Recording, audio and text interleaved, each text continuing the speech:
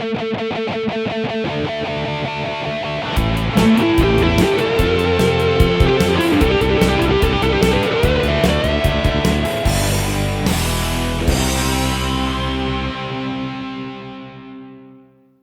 welcome to a new episode of Geek Lunch Me. I'm your host Chris. As usual, it has been some glorious sunshine here in the south of England for the last couple of weeks. It looks like summer is finally here, so our thoughts turn to all the summer blockbusters, which will be coming out of the cinema shortly. And I thought we would look back at the original summer blockbuster, Jaws, one of my favourite films, one of the greatest movies of all time, in my humble opinion. What I thought we would do is have a look at some of the books that you can get relating to Jaws. There's quite a selection relating to the original film and its sequels as well, and some sort of offshoots as well. So I hope you'll enjoy reminiscing with me a little bit as we return to Amity Island and take a look at these Jaws books. If you enjoy the video, don't forget, hit the thumbs up, helps us out a great deal, gets the video seen by a lot more people, and if you've not already subscribed, why not mash that subscribe button, as if your very life depended on it, as if there was this great white Carcharodon on your tail. We would absolutely love to have you here as a subscriber to the channel. So let's get stuck right in. And obviously the only place that we can really start is with Peter Benchley's original Jaws novel. So originally published in 1974, this is a 1975 reprint, for it does say now a major film. And the book was an absolute blockbuster in its own right, remaining on the bestseller lists for absolute ages. Now for me, I put Jaws the novel in with another couple of books that may sound strange. Fight Club by Chuck Palahniuk and The Princess Bride by William Goldman. I may not seem to have anything in common, but for me they are fantastic books that made even better movies. I love all three books, they're all great, but for me the films just elevated them to another level completely. Now for me, with Princess Bride and Fight Club, they took a lot of the good stuff from the books and just translated it straight onto the screen. A lot of the the really quotable lines from the movies are lifted straight out of the book, and why not? If you've got such great dialogue written into a novel, why not just lift it wholesale? Now Jaws differs because they changed it quite a lot. It's said that Peter Benchley wasn't massively happy with the changes they made, especially the ending. But for me, the film improves on the book in every way. For a start off, most of the characters in the novel are not particularly likeable. Especially Hooper has an affair with Ellen, Brody's wife. And then the whole sort of climactic, the final third of the movie, when it's just the three of them out on the boat. In the book, they go back into port after every day that they're out hunting the shark. Now the film gives it that you've got that sense that they're out there on their own. There's no one around, no one to help them. No one that's going to get to them in time to save them from the shark. I say the book, they go out and look for the shark, and then they come back and they can't find it. So they come home, then they go out again the next day and they spot it, and then they come back the next day again and it finally attacks them. To me, it loses that sense that they're out there. It's just the three of them, versus the shark and the elements. And then the ending of the novel, Hooper is killed by the shark, and sort of, I suppose, gets his comeuppance for having an affair, which wouldn't have sat right in the film. And in Quint's death, he basically gets tangled up in sort of all the ropes and netting and stuff, and goes down with the shark at the end, and dies that way. It's not as exciting. I can see why Peter Benchley did it. It's sort of mirrors Captain Ahab's death in Moby Dick. But then in the book, and then the shark, as it's coming back for Brody, and he's sort of helpless in this sinking boat, the shark then finally succumbs to all the damage that they've done to it, succumbs to its wounds, and and slowly just sinks to the seabed, taking Quint with it. Obviously, the explosive finale in the film, much more exciting. And I say, Peter Benchley, apparently not a fan, but I think what Spielberg did with the film elevated the book completely. But yeah, the original Jaws novel in paperback like this, you can pick it up pretty cheaply. If you want, obviously, first edition hardcovers, they're going to set you back a bit more money.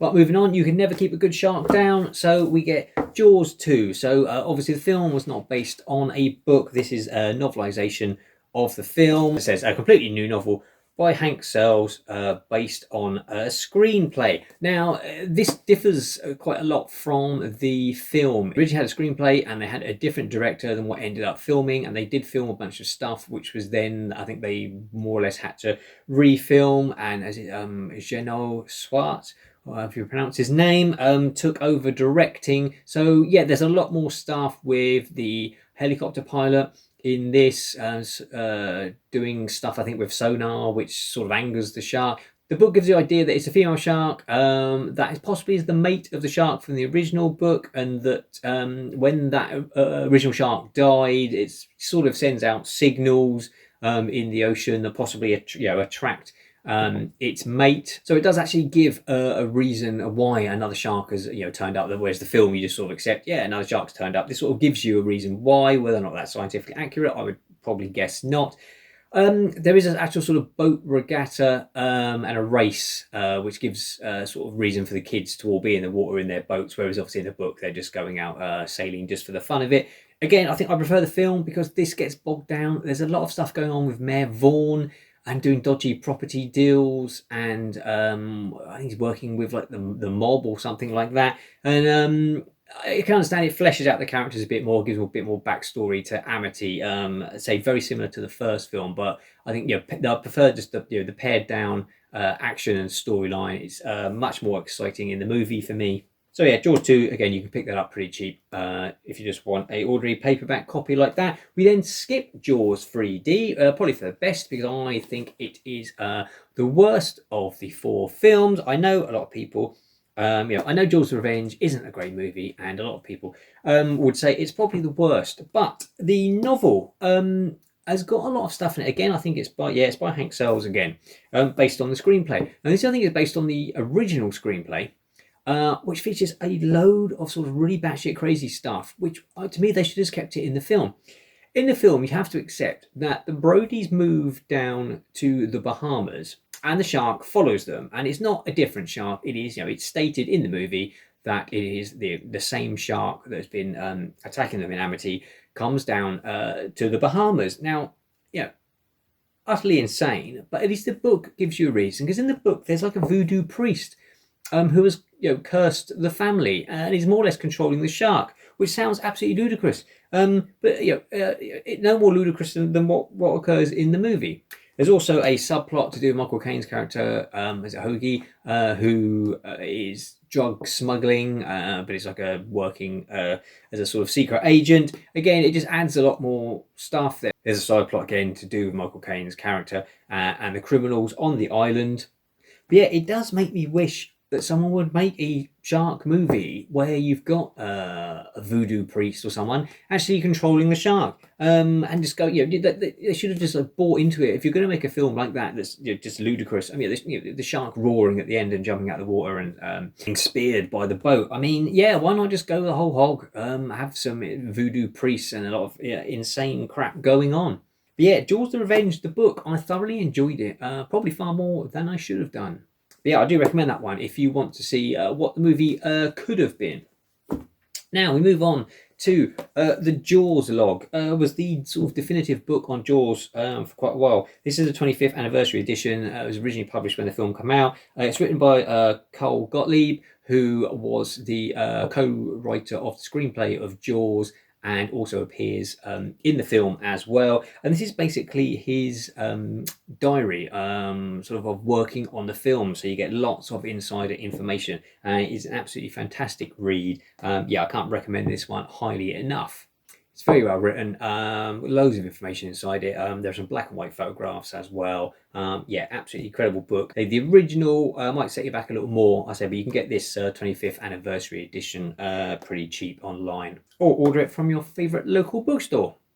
Now we move on to, we've got Jaws 2, the making of the Hollywood sequel, this hardcover. This is sort of one of, there's a few unauthorised books, so there's not as much information. They're produced a bit cheaper. There's some sort of typos. They could do a bit of editing, and obviously the interviews you get tend obviously not to be with the main cast. You've got sort of like people who worked on the film in smaller capacities. But it does give you a good idea, as I said before, about how the film was started and then abandoned and passed on to a different director. And it has got some black and white photos and a few of Joe Alves, the original production designers, storyboards and things like that. So if you are a fan of Jaws 2, like I am, I think it gets unduly criticised. Obviously, when you're comparing it to the original, It's never going to stand up to such a masterpiece. But at the end of the day, it's virtually exactly the same cast and crew, except for Steven Spielberg. Virtually, everyone involved in the first Jaws pretty much came back, except for the director, and I really like it. But yeah, Jaws 2, you can pick this up pretty cheap as well. In fact, I think there's a newly updated version you can get, which has got a few more bits and bobs in it. But yeah, if you're a fan of Jaws 2, recommend that one. Then this one is probably for sort of the die-hard fans. Adventures in Amity, Tales from the Jaws ride.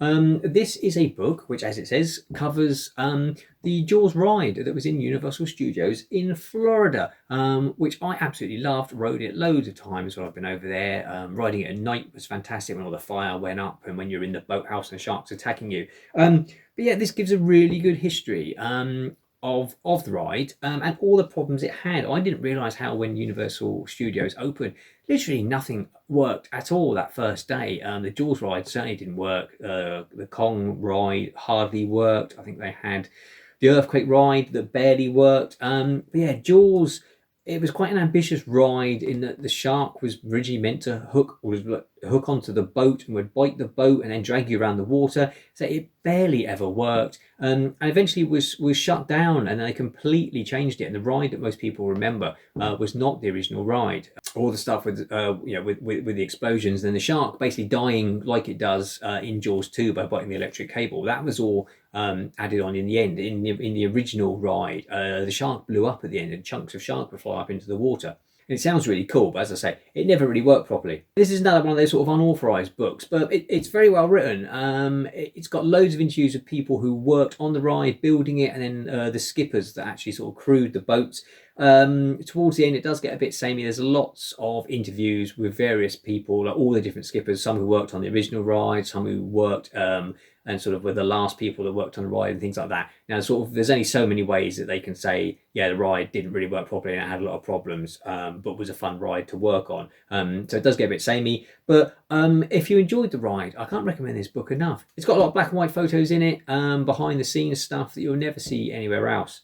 So yeah, if you're a fan of theme parks in general, this one absolutely needs to be in your collection. So swiftly moving on to just a few. So this is just the programme from The Shark is Broken, the play written by and starring Ian Shaw, Robert Shaw's son, all about working on Jaws. I reviewed it as a video, you can check that out, and I believe it is just about to start in America shortly. Possibly, I think it might be on Broadway. So check that out. It's absolutely, if you're a Jaws fan, you owe it yourself to go and see it. But yeah, this is the programme for, say, the Ambassadors Theatre when it ran here in London a few years ago. It's just a typical theatre programme. It's got a bit about the cast and some photographs of the production. But yeah, it's a nice sort of thing to have in the collection. Similar, Jaws in concert. This is the programme from when I saw they showed the film at the Royal Albert Hall in London with the live orchestra playing along. If you've not been to see a film like that, if you get a chance to see one of your favourite films with the live orchestra, especially a venue like the Royal Albert Hall, absolutely give it a go. It was fantastic. It was packed. Obviously, I imagine 99% of people there had obviously seen the film numerous times. Some people were in cosplay. It was great. And still all the bits, where Ben Gardner's head burst out the bottom of the boat, people screamed and people jumped. Yeah, absolutely fantastic to see Jaws with a massive audience like that, and say the live orchestra playing along. Absolutely fantastic. Again, typical programme, just gives you some notes about the music and John Williams and the film and things like that. Yeah, if you ever get the chance, go and see Jaws in concert. Moving on to Joe Alves designing Jaws. Joe Alves was the production designer on the first film. He ended up, I think he directed Jaws 3D, didn't he? But we won't hold that against him. And this book is great. It only came out a few years ago. It's got all of his sketches for the production, and then his designs for the mechanics of the shark, and then a big section on all the storyboards that he did as well. Unlike sort of a lot of film books, like especially like the Star Wars books that have got lots of full color paintings, in here it's mostly just his black and white charcoal sketches is the way he worked. And to be honest, I suppose they didn't really need big production paintings to sell to the studio to try and get money for the film. The book was a blockbuster, and the film was getting made at any rate. So obviously we just get the designs of various different scenes from the movie. Yeah, this book is absolutely great. Lots of full colour photos. As I say, I think there's like the complete set of storyboards that he did in a fold-out section as well. This is another of the definitive books on Jaws, and yeah, I can't recommend this one enough.